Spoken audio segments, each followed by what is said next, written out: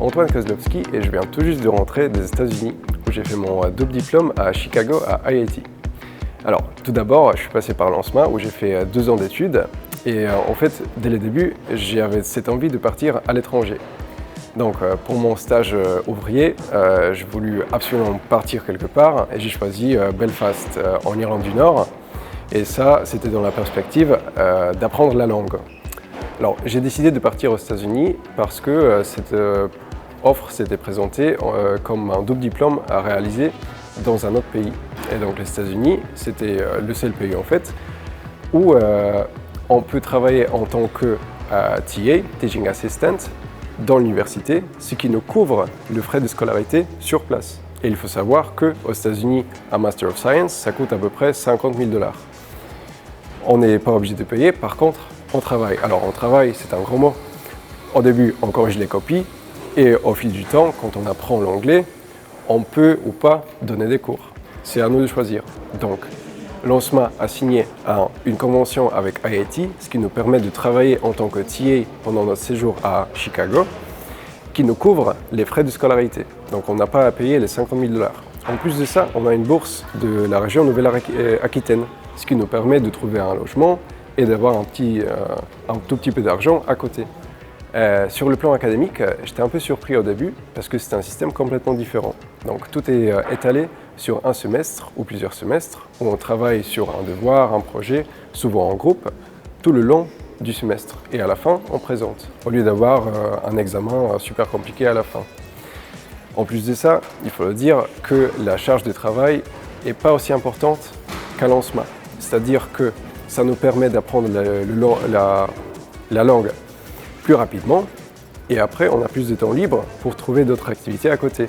Dans mon cas, c'était un stage chez Safran à Milwaukee dans Wisconsin. Donc suite à ce stage, j'ai eu l'opportunité de soit continuer avec eux aux États-Unis, parce qu'il faut aussi savoir que le visa F1 nous permet de travailler pendant 3 ans aux États-Unis sans aucun frais, ce qui n'est pas le cas pour un étranger qui vient aux États-Unis, parce qu'il faut que l'entreprise paye 100 000 $ pour cette personne. Donc nous, on est bon, on peut travailler pendant 3 ans, et sinon, je peux toujours rentrer et réutiliser mes contacts en France. Donc au début, avant de partir, je me posais plein de questions. Est-ce que mon anglais sera suffisant? Est-ce que je vais bien m'intégrer?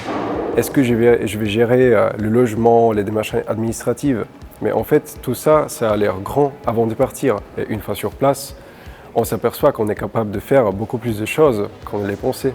Ma mobilité internationale à Chicago m'a apporté beaucoup de choses sur le plan culturel.